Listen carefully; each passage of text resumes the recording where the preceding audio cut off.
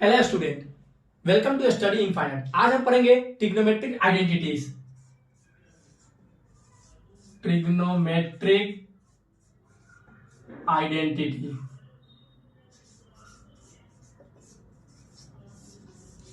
आप देखो ट्रिग्नोमेट्री, आज क्या पढ़ेंगे? Trigonometric identities. तो ट्रिग्नोमेट्रिक आइडेंटिटी क्या होता है? कोई भी एक ऐसा इक्वेशन जो ट्रिग्नोमेट्रिक रेशियो ऑफ एंगल से बना हो, कोई भी इक्वेशन जो ट्रिग्नोमेट्रिक रेशियो ऑफ एंगल से बना हो, उसको क्या बोलेंगे? Trigonometric identity. ये कंडीशन क्या है? वो हर एंगल पे ट्रू होना चाहिए। दैट मींस कोई एक ऐसा इक्वेशन जो ट्रिग्नोमेट्रिक रेशियो ऑफ एंगल से बना हो और हर एंगल के लिए वो वैलिड हो, उसे क्या बोलेंगे हम लोग? Trigonometric identities. जैसे एक right angle triangle, basically 3 trigonometric identities होते हैं, A B C. Angle A के लिए, अब एंगल ए के लिए देखो एडजेसेंट साइड क्या हो जाता है एंगल के लिए? Base.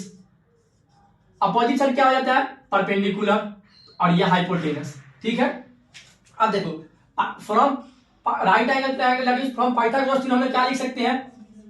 A B square plus B C square equal to A C square लिख सकते हैं पाइथागोरस थ्योरम की हेल्प से। बेस का स्क्वायर प्लस परपेंडिकुलर का स्क्वायर इक्वल टू हाइपोटेनस का स्क्वायर। ठीक है। अब क्या करो, मान लेते हैं इक्वेशन 1 है, इक्वेशन 1 को डिवाइड कर दो AC स्क्वायर से, डिवाइडेड बाय AC स्क्वायर। सब पे क्या करेंगे? हाइपोटेनस के स्क्वायर से डिवाइड कर देंगे। अब देखो AB square upon AC square plus BC square upon AC square equal to AC square upon AC square, क्योंकि दोनों साइड किससे डिवाइड करना है? AC स्क्वायर से। अब देखो मैंने क्या बताया याद करने के लिए? पाकिस्तान भूखा प्यासा, हिंदुस्तान हरा भरा, sine theta cos theta tan theta, cosec theta sec theta cot theta. अब देखो AB by AC, AB by AC, AB by AC, AB by AC क्या हो जाएगा? यानी कि बेस अपॉन हाइपोटेनस। यही है, बेस अपॉन हाइपोटेनस क्या था? Cos theta, cos theta sine theta tan theta. अब देखो बेस अपॉन हाइपोटेनस क्या होता है? Cos theta. अब स्क्वायर में तो वो भी स्क्वायर में आ जाएगा, यानी ये क्या हो गया? Cos square theta.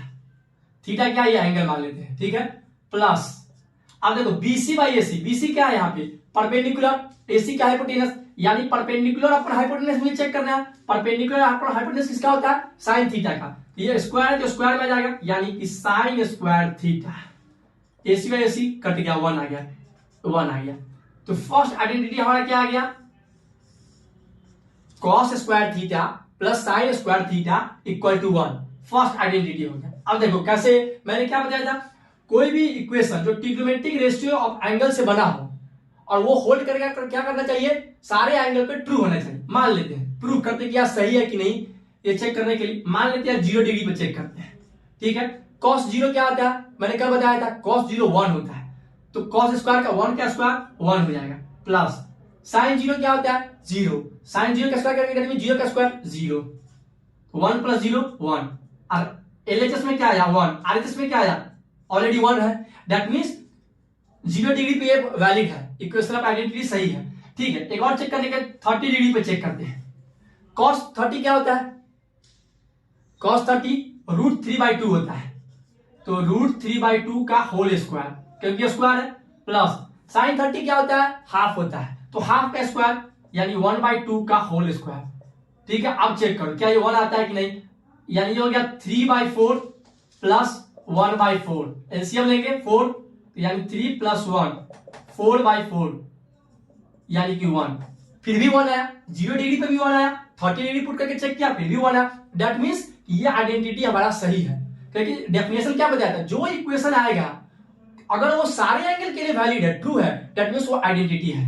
0 के लिए आ गया, 30 के आ गया, वैसे जितने भी एंगल है सबके लिए ये आइडेंटिटी ट्रू ही है। इसलिए इसको क्या करना है? बहुत इंपॉर्टेंट है, इसे याद करना है। cos square theta plus sin square theta 1। अब देखो यहां से 2 और फॉर्मूला निकल सकता है सोल्व करने के लिए।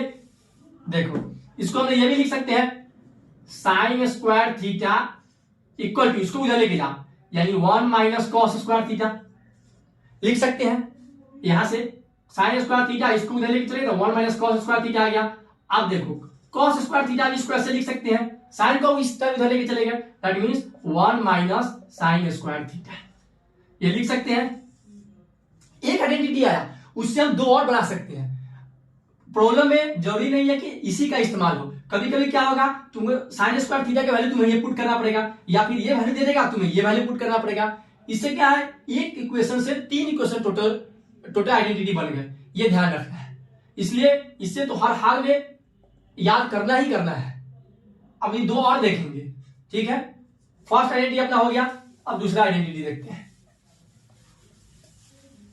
अब जैसे मैंने हाइपोटेनस से डिवाइड किया स्क्वायर से, अब बेस से डिवाइड करते हैं सभी इक्वेशन को।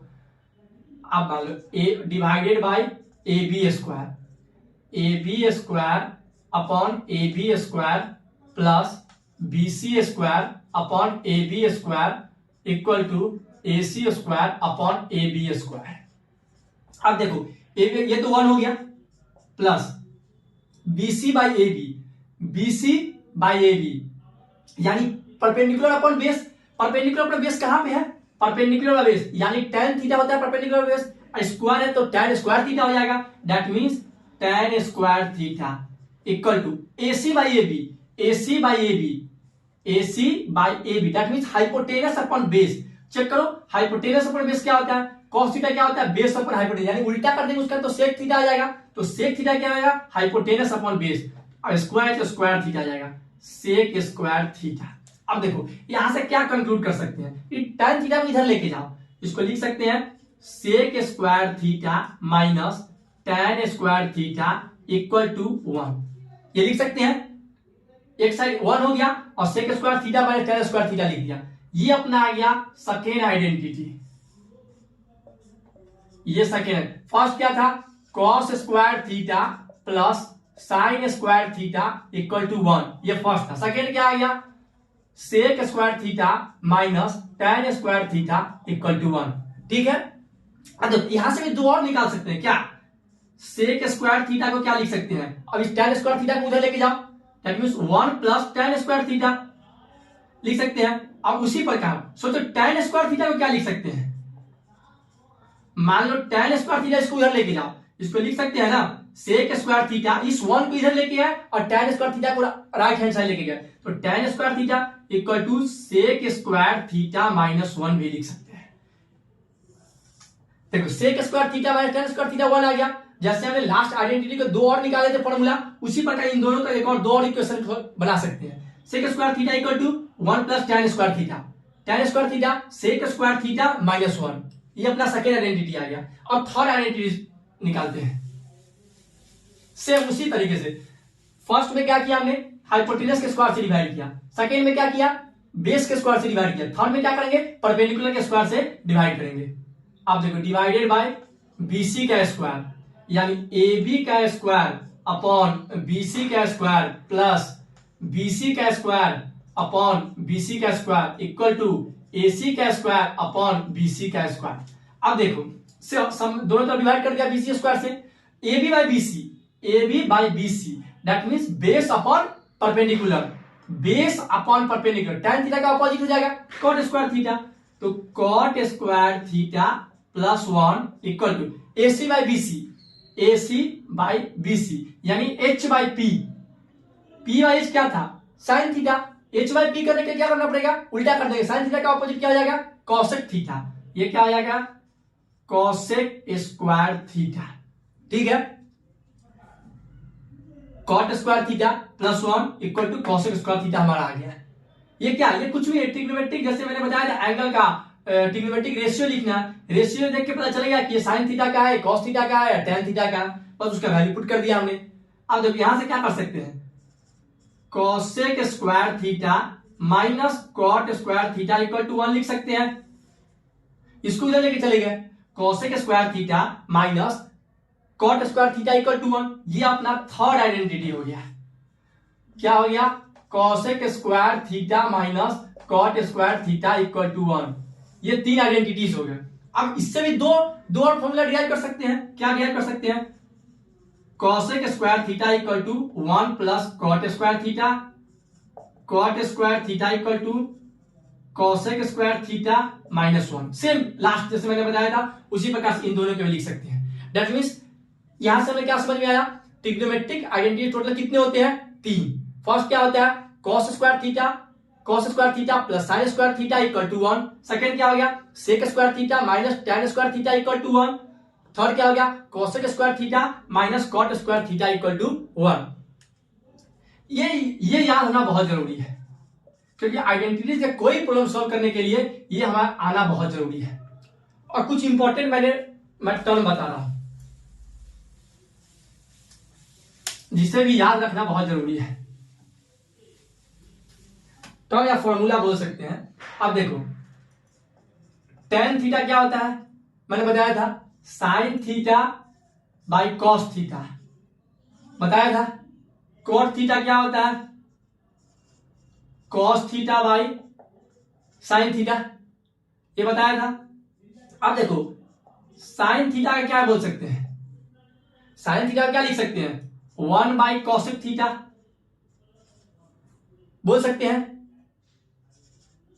कॉस थीटा को 1 by sec theta, tan theta को 1 बाई कॉट थीटा भी बोल सकते हैं।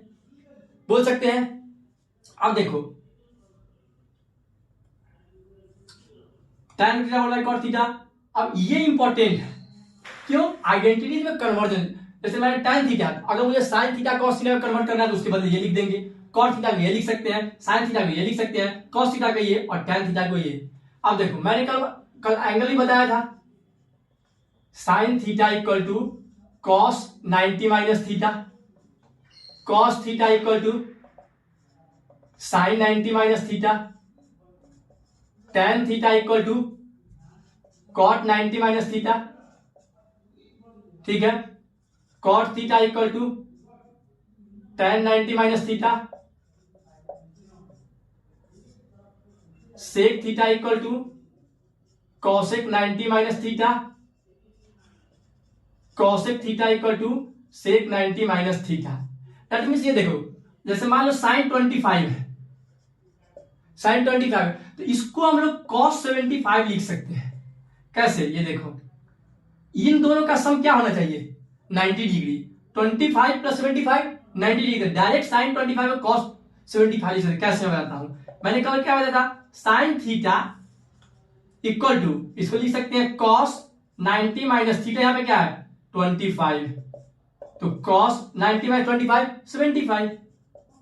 ये ना लिख के डायरेक्ट मुझे समझ जाते कि 25 अगर है यानी अगर 75 उसको कॉस में लिख दे तो हमारा ये काम है। क्यों, क्योंकि 25 प्लस 75 90 डिग्री, यानी कि this angle plus this angle 90 degree होना चाहिए था। अगर ये हो रहा है तो डायरेक्ट इन दोनों को जोड़कर 90 होना चाहिए। अगर 25 है सिंपल कॉस 75 लिख देंगे। मान लो tan 50 है तो अपोजिट tan का क्या होता है कॉट, ये बात रिमेंबर रखना। अब बस ये क्या देखें, अगर ये 50 है 90 से कितना कम है 40 कम है तो कॉट 40 हो जाएगा।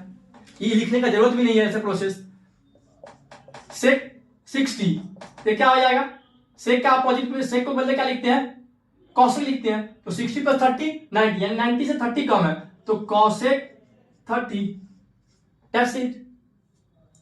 इसलिए आइडेंटिटी को सॉल्व करने और वो 3 आइडेंटिटीज ये याद करना बहुत जरूरी है, तो ही कोई भी क्वेश्चन आइडेंटिटीज का सॉल्व कर पाएंगे। और बस अब कुछ एग्जांपल करते हैं।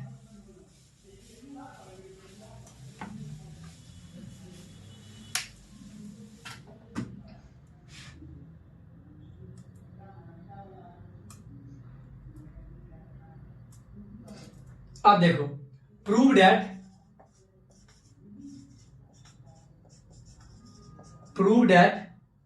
sec a into 1 minus sin a into sec a plus tan a, sec a plus tan a equal to 1। यानी हमें क्या प्रूव करना है, जितने भी एलएचएस में है इन सब का जो इक्वेशन सॉल्व करने पे 1 आना चाहिए, ये प्रूव करना है। ठीक है तो प्रूव करते हैं।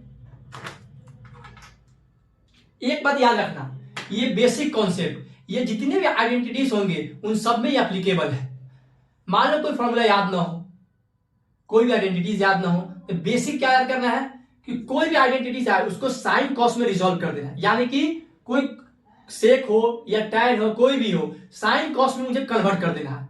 दैट मीन्स साइन कॉस में कन्वर्ट हुआ तो ऑटोमेटिक बाय डिफॉल्ट तुम आगे बढ़ते चले जाओगे। जैसे यहां देखो साइन में है ये सेक सेक टैन, ये तो साइन या कॉस में नहीं है, तो कोशिश करेंगे पहले क्या कि कॉस और साइन में कन्वर्ट करने का। ठीक है, कोई भी क्वेश्चन हो। अब देखो मैंने क्या बताया, सेक थीटा क्या होता है, सेक थीटा क्या होता है 1 अपॉन कॉस थीटा, ये बताया था। जैसे कॉस थीटा क्या था, cos theta 1 upon sec theta होता है, तो इसको रिवर्स भी तो लिख सकते हैं, sec theta equal to 1 upon cos theta. इसको इधर भेज दें, क्रॉस मल्टीप्लाई, इसको इधर भेज दिए। दैट मींस सेक थीटा क्या लिख सकते हैं 1 by cos theta, 1 by cos theta. यहां पर थीटा का वैल्यू क्या है a, 1 माइनस साइन ए। देखो ये ऑलरेडी साइन में है तो मैंने साइन में छोड़ दिया, इसको चेंज नहीं किया। सेक थीटा क्या लिख सकते हैं 1 अपॉन कॉस थीटा, यानी 1 अपॉन कॉस ए लिख सकते हैं। टाइन थीटा मैंने क्या बताया था, tan theta equal to sine theta upon cos theta, theta यहां पे ये है अपॉन कॉस थीटा। ठीक है, अब कुछ भी नहीं करना, बस क्रॉस मल्टीप्लाई करना है, एक दूसरे से मल्टीप्लाई कर दो। इसको अगर इससे मल्टीप्लाई करें 1 अपॉन कॉस ए, इधर से मल्टीप्लाई करें माइनस 1 इंटू साइन ए, यानी sign A upon cos A. ठीक है, अब इसमें एलसीएम ले लो कॉस ए। अब देखो ये पूरा टर्म साइन और कॉस में आ गया। दैट मींस अब क्या करना है, बेसिक अरिथमेटिक ऑपरेशन करना है। ऐड करना तो ऐड करेंगे, माइनस करना तो माइनस करेंगे। मेन मेरा मोटो क्या था, साइन कॉस में किसी तरीके से कन्वर्ट कर देना है। अगर बेसिक आइडेंटिटी से अगर फॉर्मूला लगेगा तो अप्लाई कर देना है। ठीक है, कॉस ए ऊपर क्या आ गया 1 प्लस साइन ए।